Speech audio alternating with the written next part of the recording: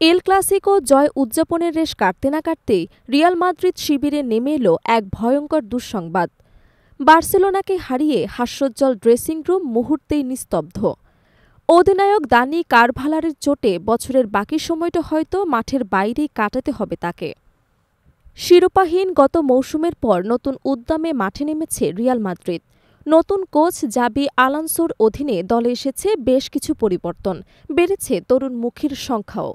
এখনও নিজের কাঙ্ক্ষিত সমন্বয় গড়ে তোলার পথে আলোনসো, তবু মৌসুমের শুরুটা একেবারে খারাপ নয় লস ব্লাঙ্কোসদের।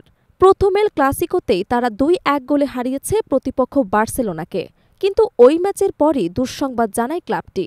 অধিনায়ক কারবাহালের হাঁটুতে আবারও গুরুতর সমস্যা ধরা পড়েছে। গত রোববার রাতে অনুষ্ঠিত ওই ক্লাসিকোয় ম্যাচের ৭৩ মিনিটে ফেদে ভালভার্দের জায়গায় বদলি হিসেবে নামেন কারবাহাল। সম্প্রতি চোট থেকে ফিরে এলেও তার লম্বা সময় খেলা নিয়ে সংশয় ছিল শুরু থেকেই।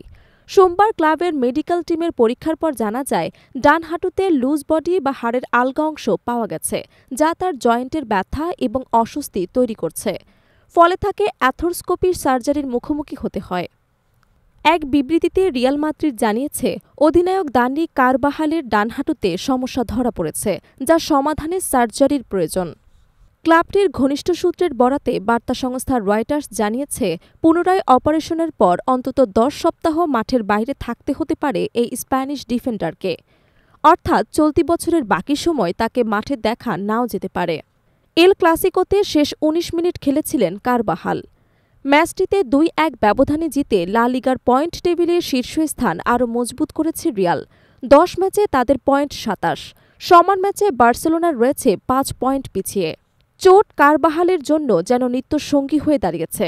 ২০২৪ সালের অক্টোবরে লা লিগার এক ম্যাচে হাঁটুর দুটি লিগামেন্ট ছিঁড়ে যায় তার, ফলে তার পুরো মৌসুমের প্রায় শেষ ভাগেই মাঠের বাইরে থাকতে হয়।